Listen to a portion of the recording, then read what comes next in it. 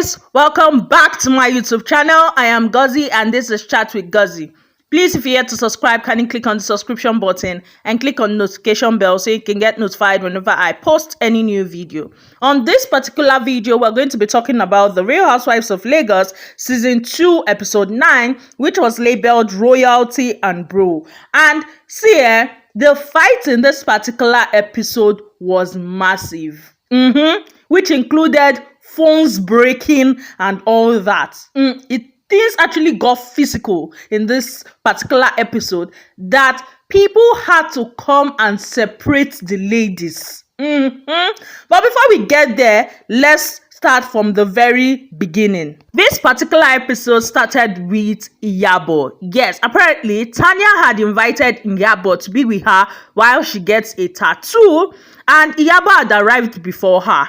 And then when Tanya arrived, Tanya apologized and all that. Now, Iyabo made her understand that she was angry and she was even still owing her. For her, she had told her that she was going on a trip, and that was when she decided to take the girls to Zaza. That she has always wanted to club and she has always wanted to go to Zaza. And now, this girl had carried the ladies to Zaza without her. So she owes her for that. And that she heard that the event was nice, and they started talking, and they were like, yes, that the event was nice, and all that. Started talking that the event was lovely, blah, blah, blah. Now, while they were talking about how good and all the event was, the whole thing with the fight between Mariam and Chioma arose. And then they started talking about the fight. And for Tanya said for her, she's never going to invite both of them to any event again. Iyabo started talking about how she had spoken to Chioma and how Chioma was broken. They spoke about everything, and they spoke about Miriam's hustle to have a child. Now, if you remember in my last video, I was talking about this and saying it's funny how Mariam lives in a glass house and she's throwing stones. Well, that was basically what they were saying. According to Iyabo Ojo, it was a real hassle for her to get her first child. And now it is more of a hustle to get the second child, that at the end of the day, she might not be the one going through it, meaning maybe surrogacy. And now she's using her struggle to insult someone else. It does not necessarily make sense. In Iyabo Ojo's confessional, she has stated that Mariam's attitude is giving troubled, unsettled, and depressed. Yes, and I beg, that whole thing is not just making sense. For Tanya, Mariam obviously did all these things she did purposely because she wants to be talked about. And it's working because they are talking about her. They diverted from that and started talking about Dr. Rume and Faith. And for Tanya said Dr. Rume did not know Faith as much as he claimed he knew Faith. And for Iyabo just kept on defending Dr. Rume, that for her, Dr. Rume is a nice person and he's better than Faith. Yes, for her, Dr. Rume is her friend and she did not meet Dr. Rume through Faith. That she met Dr. Rume through Chioma's events. Now, my question here is, who invited Dr. Rume to the event? Wasn't it Faith? So that her statement didn't just make sense to me. Apart from Faith inviting Dr. Rume to that event, she introduced Dr. Rume to each of the ladies. So when Iyabo was making that statement, I'm like, Iyabo, I beg, kill that talk. You don't like Faith, we understand, but don't say that because we know it's an obvious lie. Well, when they were talking about all that, Iyabo kept on defending Dr. Rume and even insisting that Faith was the condescending one while Dr. Rume was not. And Tanya had told Iyabo that before she was on Dr. Rume's side, though, when she heard Faith's part, she was on Faith's side. Right now, she's on nobody's side because she feels like there's still something off there and both of them are not saying anything about it. So there's still a disconnect. And she cannot keep worrying herself to find the disconnect. The next scene was Chioma having a photo shoot. Yes, and then someone delivered flowers to her. And she was wondering who it was from because for her, she has many admirers and she does not know who sent it. Well, the person that sent it came to her, telling her that they were in law school together and all that talk. She was doubting it, and the person brought the brochure and showed her both of them's pictures.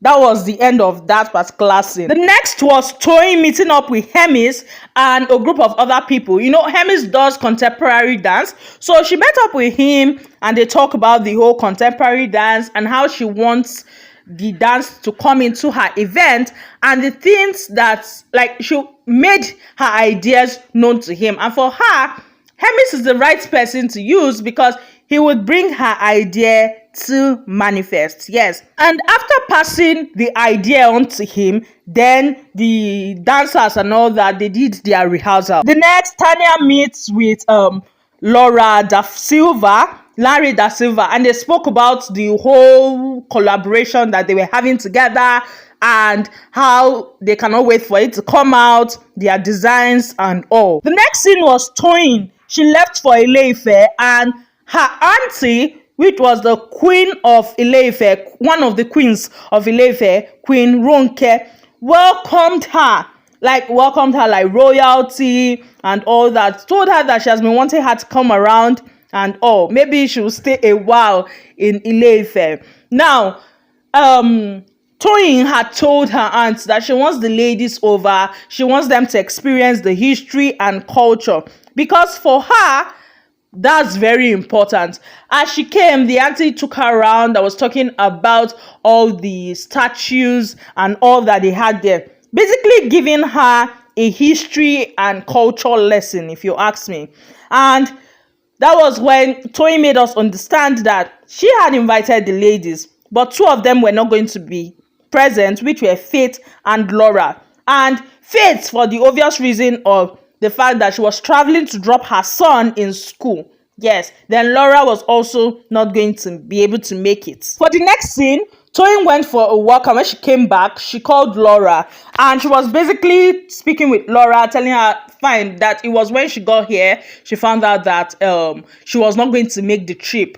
But that it's cool. She would have loved it if she was able to make it. But it was cool. They spoke well, and that was it. Then we saw Laura in the next scene going to try her wedding dress. Yeah, she went to put on her outfit. And for her, she's going to put on 4 outfits for her wedding because she's having 2 in Nigeria and the other 2, is it from Dubai? I'll be waiting. But there are going to be 4 outfits. We actually saw her try on one, which was beautiful, if you ask me, and she also loved it. We saw her Toyin with the queen again, and this time around, she was asking if the queen would want them to use the whole Moremi statue and all that for her clothes that she was designing for her. And does she want it to be modern, then transformed to the ancient and all that? And there and then, Tiana gave her a sketch and all that and showed her. And the queen was so excited about it. And after the talk of the design, the queen had a meeting to attend. The next scene was the arrival of the ladies. And they were welcomed by bands. Yes, by dancers. They were drumming and dancing. It was a full-blown out welcoming. And the ladies had a nice time. Iyabo was dancing, giving them and all that. And Tiana was there to welcome them. So 4 ladies except Chioma, they were all there and they found the welcoming very lovely. Yes, Chioma on the other hand came much at night and she could not get all that welcoming. However, Toyin came to pick her at the entrance, was at the entrance and welcomed her. And for Toyin was telling her, Kai, you came late and all. And Chioma explained herself that she was in London. She traveled to London for the weekend for 2 days. And because she heard about this trip, she had to fly back. That she loves Yoruba. Now, she was saying this Yoruba part in her confessionals, that she loves the Yoruba tradition. She's kind of obsessed with it. So she was not going to miss this trip for anything in the world. And that was why she flew back to make sure she was present. After being taken to her room, Chioma called Dr. Rume because she wanted to know if Dr. Rume was there. Dr. Rume told her that he was abroad, and he kind of gave her a view or a tour of his office through the camera and all. And for her, Dr. Rume is very humble for him to have such an office abroad, and he's still very calm and milk, according to her. And that was when Chioma told him that, yes, they're in Mayfair, and she sure the ladies are there. She came late, so she doesn't know who and who are around. But she does not want to have anything to do with Mariam. And in her confessional, she has said that for her, until her and Mariam speak and have, know what's up, two of them cannot be friends again or anything like that. Yes. And Dr. Rume tried wanting to know what was going on, but she told him she was going to gist him later. The ladies went to the palace, and the queen basically told them how to greet the king when he arrives. And when the king came, the king spoke to them, letting them know that women are powerful and influential, and that women are witches. Yes, because what do witches do? Witches influence, and women have the power to influence, so women are witches. I say wahala for witchcraft. After that whole thing, the king left, and then the whole festival thing where they went out, there were people dancing and all, and then they explained one traditional stuff that the king was doing, and he kind of laid his hands on the ladies' heads, kind of prayed for them. And according to Tiana, in her confessional, she was saying that it's very simple. That the thing there is that when the king goes through that whole thing and he lays his hand on your head, riches and wealth are going to follow you. Yes, that's their traditional belief. After doing all that, they went to dine. The queen had told them that they had prepared 3-course meal, and basically they did every food that they will find in Ile-Ife. Yes, and they could eat as much as they could, but that the king was not going to join them because he's still in that whole spiritual stuff. And that was how they ate. Chioma in particular was so excited because for her, she loves the Yoruba culture and she wants to try everything. For the next scene, the ladies went to the Adire hub, and the queen, because it's owned by the queen, so the queen teaches them and all how to do the whole Adire and all, and each of the ladies made an Adire design, and they were just basically hyping themselves. Yes, this one go do im own, say na im own fine pass. The other one go do im own, say no, na im own fine pass. Well, that was it. For Chioma said that her own was unisex, so if they are to sell it, she'll be the one to make more money. All the ladies were just basically hyping their own, that their own was better than others. Now, this last scene was where wahala burst. This was where everywhere catch fire. Now, Chioma and Tanya had arrived first, and they had sat down. Apparently, from Tanya's confessional, she has stated that the ladies wanted to have a meeting and talk about this whole thing about Mariam. Yes. And then they had arrived and sat down. They were talking. Mariam arrives and Mariam ignores them basically. Yes, she just sits on her own, pressing her phone, behaving like a diva and all that, ignoring the other two ladies. And for Tanya said she was not going to greet Mariam because she arrived there before Mariam, and it is not in her place to now start greeting Mariam that arrived and ignored them. Mind you, this meeting was at the lounge. Yes, so apparently where they were all staying, they had a lounge. So they were doing their whole stuff in the lounge there. Now, while all this was going on, while those two were on their own, laughing and doing their thing, Mariam was on her own doing her thing, Toyin and Iyabo comes in. And that's when the conversation started. And for Toyin said that this meeting and all that was called because of Mariam. And she wanted to speak her mind, and she did not want any interruption. Yes. Toyin started letting Mariam know that Mariam was not a good friend to her. That Mariam has been saying a lot of things about her to the other ladies. For example, she has stated that she was not going to ever invite her to her house and all that. So if she had stated all that, she did not understand why Mariam now invited her to her house. That for her, it was not making sense that Mariam would go discuss her with the other ladies and then come to her to act all friendly. And Mariam in her confessionals stated that she was not going to be fake like the way Tiana was. That she's not a fake person and she was not going to invite that toxic energy. She's not going to bring a toxic person into her house. Yes, and that was why she booked a whole restaurant so they could talk whatever they need to talk. She does not pretend.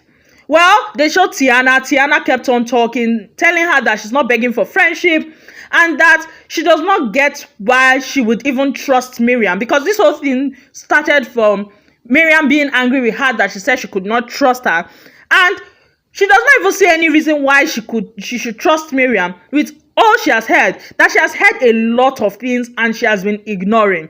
But the whole thing is getting too much. Let me pause for a moment here and give my thought. I feel like Toyin calling that meeting to discuss her friendship with Mariam, for me, was a no-no. Yes, you have an issue with your friend. People have told you things about your friend. Why not call your friend aside and let your friend know? See, I heard this about you. I heard this. You said this about me. It's not cool. You guys trash it out. Then if there is a need to call, like if your friend is denying it and then there is a need to call those people, you then call those people and tell them, you told me this and this and this. See the people. However, Toyin did not do this. Toyin instead called the full house, even Tanya that did not say anything, to address the issue, which I personally did not buy. Toyin had brought up the whole thing that you've been talking about me to these ladies, and you have also told me different things about these ladies, talking about how Chioma had told you that I'm condescending and all that. And Chioma had said, no. She did not say that. Does she talk to Mariam for her to now be saying those things to Mariam? It does not make sense to her. Mariam should not lie on her head that she never said that. And Toyin had caught Chioma saying that she wants to speak her mind and not be interrupted. That this is what happens when people try to speak their mind, they get interrupted, and at the end of the day, they don't go anywhere. So she wants to air her mind. Then any other person that wants to talk could go on and talk, and they allowed her to continue. And as she was talking, for her, it did not just make sense.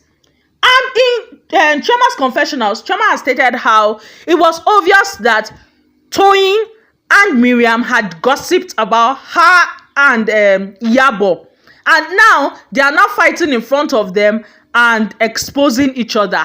You see how God used to play. You see the thing? This is why I felt like these two ladies should have called themselves aside and spoken to each other. Now, the funny thing is that them say come they enter. This one say it can't be, that one say no, it's the other one that say.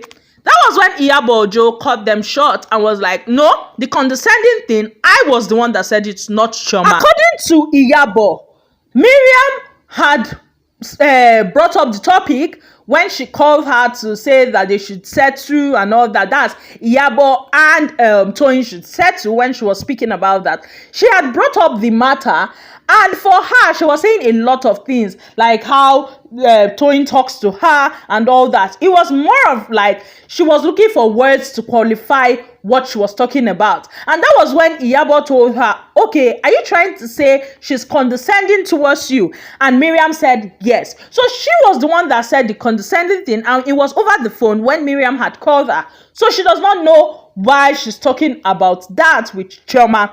But that was what happened.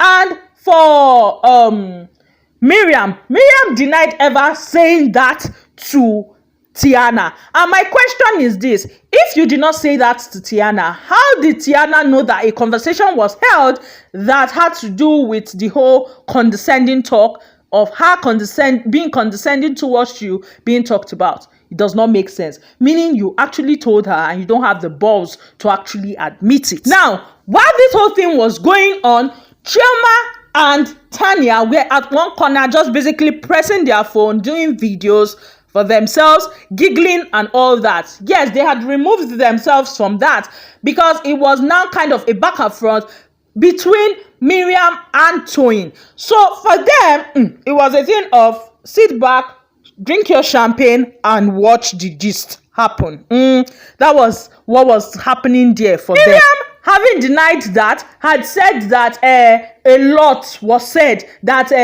Toyin even said that the ladies want to bring their heads together. The ladies want to tarnish their friendship and all. And for Chioma in her confessional, she has stated that it does not make sense to her what Mariam is saying. That if you have been friends with someone for a long time, this is your childhood friend, and you have been friends with the person for a long time. So if she comes to you to tell you that the person is this, that, and that, will you believe what she said over this person you have known for a long time? So it does not make sense to her. And I see where Chioma is coming from, because you should know this person better than this other person coming to badmouth the person to you. And whatever thing you feel is the problem, you should take it to your friend.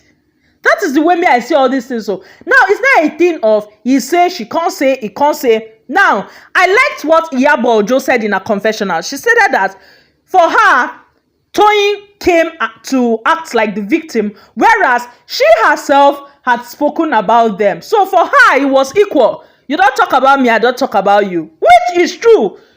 Mariam and Toyin had spoken about Iyabo and Chioma and vice versa. So that one, there was even no big deal there. It was just the fact that two of them were claiming that they did not say those things. Now, I know that Mariam was obviously lying about what she said, but I don't know if Toyin was lying. Now, in Toyin's confessional, she has stated that Mariam was trying to paint her black and all. Now, before this whole thing got heated to this point, when Toyin had spoken, Mariam wanted to talk, and then Chioma cut in. Because instead of Mariam to address Toyin that had spoken, Mariam started talking about the whole issue she had with Chioma and the whole child thing and all that, and was stating that what she did was right. She did it from a mother perspective and all that. That for her, Chioma was outside raining abuses on her and the children were hearing. And Chioma was trying to tell her, no, the children were not there when I was raining abuses on you. And that was when Mariam was talking that if she's speaking and someone else is speaking, she's going to walk away. And Mariam stood up to walk away. Tiana went after Mariam and told her she will not walk away from them. She should come back and let them finish the talk. That was when Mariam came back, and then they started talking that that was when the whole talk of you say, you know, can't say now happened. With the whole Mariam saying that Tiana had said that the ladies wanted to put their heads together, and Tiana saying she did not say that. Before we knew what was happening, it was a thing of stop it, you're stupid. And the next thing, Mariam had told Tiana, shut the fuck up. Shut up. And that had aggravated Tiana. Now, before Mariam had said shut up, Tiana had gotten up to go to Mariam's face. And Mariam was like, what are you trying to do? At that point, Tiana was like, look at you, how many are you? I cannot fight you. How many are you? And all that. And that was when the whole thing continued, that Mariam had told her, shut the fuck up. And Mariam got up. Tiana used her body to push Mariam. This kind, don't you ever tell me shut the fuck up, else I will deal with you. I will fuck you up. And that was how things went from 0 to 100. Yes, because you know this kind of thing where person push you and you tell the person, push me again if you get mind. And that was it. Mariam had told Tiana, if you touch me again, you'll see what I will do to you. You get? Just like husband and wife fighting now. The wife is not doing, kill me, oh, you will kill me today. And the husband is pouncing on her. That was kind of what happened. Because as Mariam had said, if you touch me again, touch me. Tiana had pushed her and said, what will you do? This guy calling her bluff. And that was when things went from 100 to 1,000. Yes, because people now came and heard Tiana, and that gave Mariam the leverage to hit Tiana. Yes, Mariam slapped Tiana and things got messy. Because at that point in time, with the whole struggle that was happening, apparently, Mariam had broken Tiana's phone. And Tiana was not having it. Tiana stood up. Why did I say so? She was standing. Tiana took Miriam's phone from where it was and smacked it on the ground and broke the phone. And told her, I broke your phone. Yes, you also broke mine. And hey, see, that fight was messy. This girl Mariam was shouting that they should unzip her and all that. She was removing her zip, removing her hand and all that. While they were fighting all this fight, Iyabo just sat down and said that she's a Lagos girl, nobody should touch her. She just sat down pretty, like no, she's not there. While they were fighting and all that. And for Tiana is like, no, that Mariam cannot say she is her friend. She has not portrayed that because she has placed Mariam in a place and Mariam has come down from that place and have done her dirty, basically. Whereas Mariam was just there shouting, "You're a liar, you're this, you're that." And that was it. So Toyin now stood up. I said Toyin. Iyabo now stood up and tried to calm Toyin and took Toyin away. Now it was, I think, the production and all that came to separate them. They blurred the people's faces. I came to separate them. Then later she spoke to Mariam and also tried to calm her down. And Mariam was talking about how she's going to break Tiana's head, how she needs to get home, she needs to live there. And that was it, that she does not come for people, but if you come for her, it's going to be messy. And I'm like, Mariam, which one is you don't come for people? You have been coming for people since the beginning of this season. So which one is you don't come for people? Well, that was it. And in both of them's confessionals, they stated how that friendship was not going to work because it wasn't going to be fixed. Yes, they don't see a way out for this friendship to be fixed. That was the fight though.